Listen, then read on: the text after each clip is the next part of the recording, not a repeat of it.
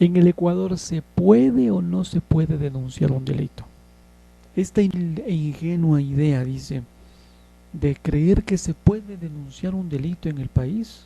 La noche del 10 de mayo de este año, el hermano de un secuestrado, por aproximadamente 3 horas, estaba con sus amigos afuera de su carro cuando llegó un grupo de delincuentes quienes tomaron a su hermano. Lo metieron en un auto, en su auto, y lo llevaron. En un momento de desesperación en el que los pensamientos intrusivos podrían ser nublados totalmente, se buscó ayuda. Fue a las oficinas de la Policía Judicial en la avenida Tomás de Berlanga en Quito y la unidad antisecuestros de la UNACE en la avenida Occidental, también en Quito, y en ninguna de estas le atendieron, empatizaron o hicieron el mínimo intento de ayudarlo. La única respuesta que recibió fue que ellos no receptaban denuncias de estos delitos y que debía ir a la otra dependencia. Una de estas personas que le atendieron hasta se rió de él cuando desesperadamente le pedía que le ayudara, que hicieran algo. También se llamó al número al 911 y luego de la llamada se comunicaron con ellos por teléfono muchas veces, pero nunca llegaron al lugar donde secuestraron a su hermano. En ese punto estaban sus papás mientras él trataba de buscar ayuda denunciando y alertando a las instituciones de la policía el suceso. En el lugar del secuestro, junto a sus padres y los amigos de su hermano que atestiguaron el secuestro, habían unos policías de la unidad de policía comunitaria de la UPC cercana que los amigos lograron contactar apenas se llevaron a su hermano. Ninguno tenía mayor intención de empezar el operativo de búsqueda. Hacían preguntas pero sin moverse ni llamar a nadie, solamente tomaban testimonio de amigos con los que había estado su hermano. No parecerían darle mucha importancia al suceso, darle importancia al hecho de que un grupo de delincuentes habían secuestrado a alguien. En la noche, a las 11, unas 3 horas después de que 4 sujetos se lo llevaron, su hermano, que había sido liberado por sus secuestradores, ha conseguido que alguien le prestara un teléfono y les llamara para que lo recogieran. Está bien, entonces, le quitaron todas sus pertenencias y se llevaron su carro. Los delincuentes le habían dicho que necesitaban el vehículo para cometer otro delito, asesinar a alguien en otra ciudad. Con esta información, la urgencia ahora era denunciar el robo del auto para que cualquier cosa que sucediese o se hiciese con ese carro no pudiera ser atribuida a su hermano, su legítimo dueño. Por eso, mejor dicho, pero eso tampoco fue fácil. Inmediatamente después de confirmarse que estaba todo bien, su hermano se fue con su papá a poner la denuncia en la Fiscalía del Estado en la avenida 9 de octubre y Patria. Eran a esto de las 11:30 de la noche y ahí les redireccionaron a la unidad de flagrancia de la Fiscalía, que está a unas pocas cuadras. Allí le dijeron que no, que debían presentarse la denuncia en la oficina de la Policía Judicial, en la avenida Tomás de Berlanga. Sí, exactamente donde yo había ido un par horas antes y me dijeron que no me podían atender porque en este momento el delito era un secuestro. Ahora, era el robo de un carro. Fueron hasta la Policía Judicial y, oh, sorpresa, no había sistema. Les dijeron que regresaran al día siguiente. Luego de esto han visitado 3 oficinas diferentes y aproximadamente 4 horas más tarde del hecho del secuestro y 3 intentos de poner la denuncia por el robo del carro, recién pudieron presentarla a las 8 de la mañana del día siguiente. Entre el 1 de enero y el 1 de junio del 2024, la UNACE atendió 87 casos comprobados de secuestros. Esto no significa que hubo 87 secuestros en el país. Quiere decir que 87 personas lograron denunciarlo y la UNACE pudo comprobar. En el Ecuador, según la publicación de la Organización No Gubernamental de Participación Ciudadana, en el 2023 el 90% de los delitos permanecen en la impunidad. La pregunta es, ¿cuántos de esta impunidad tienen que ver con las trabas que el sistema le pone a la víctima y que se está seguro y que estoy segura de que estas trabas hacen que en el Ecuador apenas 2 de cada 10 delitos se denuncien, según el informe del Laboratorio de Políticas Públicas ETOS de México. 3 meses después del secuestro de su hermano, un taxista le chocó a la bajada de un puente en Quito por el tráfico. Iba a muy baja velocidad. Cuando el taxi golpeó su carro con fuerza por detrás después del estruendo, se tomó unos segundos entender qué había pasado. La boca le sangraba, pero fuera de eso estaba bien.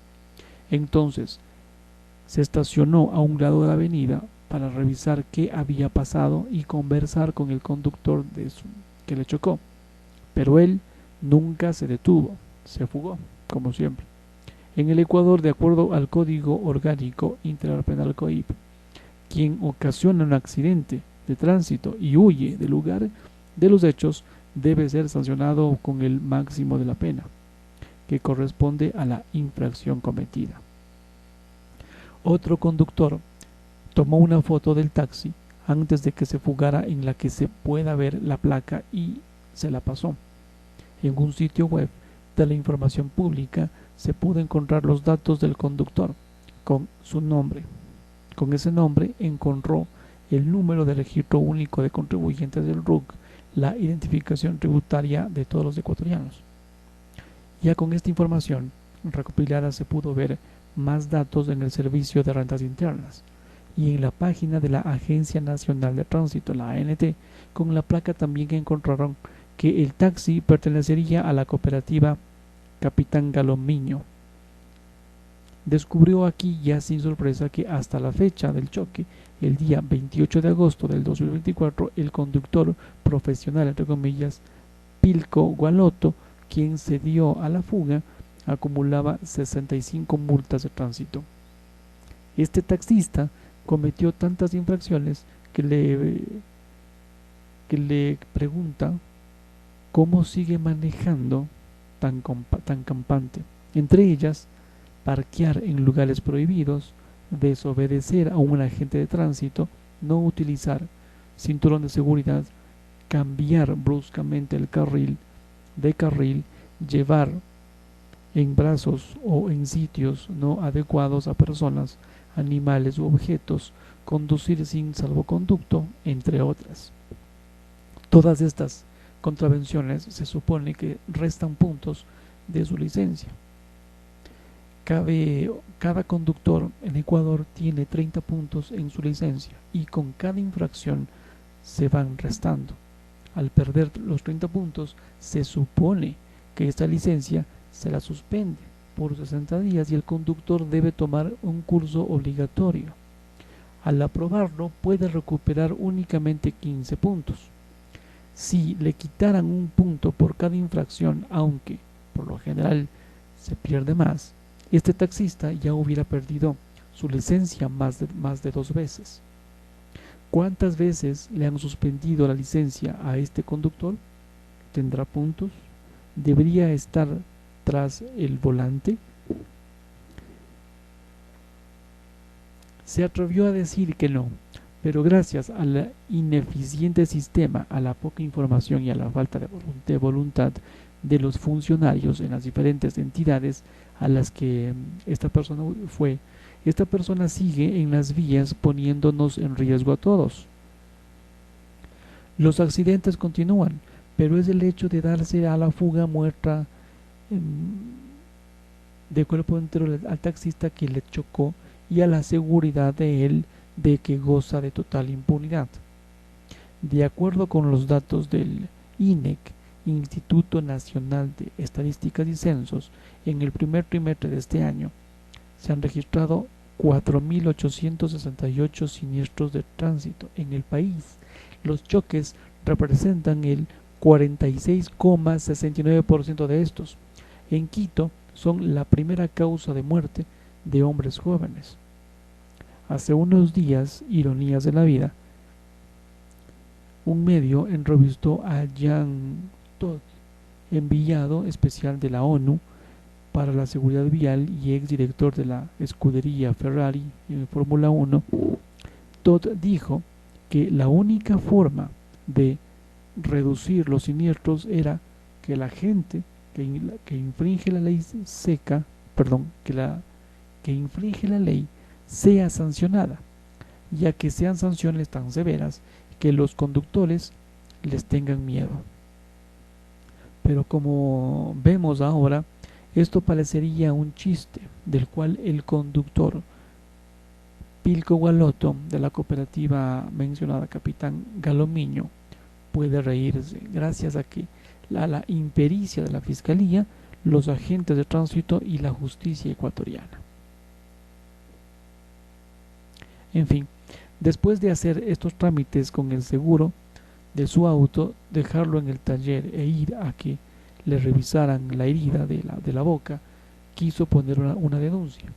Otra vez, fue imposible. Empezó el dolor de cabeza. ¿Y ahora a dónde voy? ¿A dónde va? Ese día fue a dos instituciones, la unidad de flagrancia por una parte, en la avenida Patria, frente al Parque Elegido, a la entrada del centro de Quito, y ahí le redirigieron a la unidad de la Policía Judicial, la que ya había visitado antes, en mayo, cuando secuestraron a su hermano. En la Policía Judicial le dijeron que lo que había escuchado antes, ellos no receptaban denuncias por delitos de tránsito y debía ir a la flagrancia, de donde venía antes. Le explica y le pidió que hicieran algo. Le dijeron que estaba intentando hacer lo correcto, que estaba dispuesto a pasar por la burocracia y el trámite con tal de denunciar a esta persona que claramente es un peligro para la gente tras el volante, que mientras él estaba tratando de denunciarlo, él seguía conduciendo, que podía llegar a matar a alguien más, si ya no lo había hecho antes o más. No recibió ninguna asesoría, ni siquiera sabían a dónde mandarlo. Era un megáfono humano que repetía que ahí no era. Se fue con su frustración, rabia y desconcierto, por eso nadie denuncia. Pensó, es complicadísimo saber qué delitos atender, en qué oficinas y en qué tiempo. Al día siguiente dejó de lado su impotencia y, llena de un deseo de justicia, lo volvió a intentar. Preguntó a varios amigos y contactos a dónde debía ir. Varios coincidieron en que debía ir a la Fiscalía de Tránsito. Fue a la dependencia que queda en la avenida Eloy Alfaro y Carlos Tovar, frente al Parque La Carolina, aunque si es una oficina de la Fiscalía, ahí ya no atendían delitos de tránsito. Caminó las 3 o 4 cuadras que le separan de la unidad judicial de tránsito. Desde la entrada, los policías que resguardan el lugar le dijeron que ahí no iban a recibir la denuncia, que tenía que haber ido menos de 24 horas pasado el choque. ¿Qué tal? Les explicó todo lo que había recorrido, que apenas había pasado el día anterior, pero la respuesta siguió siendo negativa. Le dijeron que lo iba a tocar contratar un abogado privado que llevara el caso, pero que si los daños no superaban los 2 salarios básicos, equivalente a $920 en este año, no había nada que hacer. tener todos los datos de este conductor, placa, dirección, correo electrónico, cédula, multas, teléfono, no le servían de nada. Nadie le iba a pasar o nadie le iba a dejar pasar la entrada. De tanto insistir, los agentes le dijeron que pase a un piso donde había asesores de la Defensoría Pública para que le explicaran el proceso, aunque con más calma. No le dijeron nada nuevo. Le explicaron que como el señor taxista se fugó, nunca hubo una citación de un agente de tránsito y que como ya no seguía al conductor hasta que se detuviera, ese delito ya no era flagrante. Sin esa citación del agente metropolitano tampoco había constancia del choque, sin importar que él tuviera fotos. Y solo cuando tuviera una factura que mostrara que los daños generados superarían los montos o los salarios básicos, podían iniciar un largo proceso de investigación sin garantía de nada. Les pregunta que por qué la factura, que si chocar a alguien y luego huir no era suficiente. Le contestaron que era solamente una contravención de las que este señor ya acumulaba algunas, y por tanto le dijeron sin decirle nada más, lo mejor era no hacer nada. A la salida escuchó cómo cada persona que entraba con la intención de denunciar era recibida con el mismo repertorio de la indiferencia. ¿Hace cuánto tiempo fue? Entonces aquí no se puede hacer nada, no se puede ayudar. Y le triste, clásico, tenía que venir con el trato.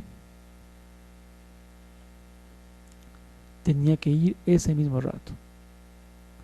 Ahora, ¿quién inmediatamente después de ser asaltada, secuestrada o chocada sale corriendo primero a la policía? Primero, ¿de qué policía? ¿De qué? ¿Dónde está la guía que dice para qué delito es específico? Hay que acudir a X o Y oficina. Pensó que es más importante atinarle a la oficina correcta antes de que se pase el tiempo de flagrancia, a que las víctimas se sientan asistidas y encima de todo, ojalá no corra una con la suerte de que no haya sistema. Todo esto le hizo entender que denunciar es terriblemente difícil y quien quizás ahí empiece la indignante impunidad en Ecuador.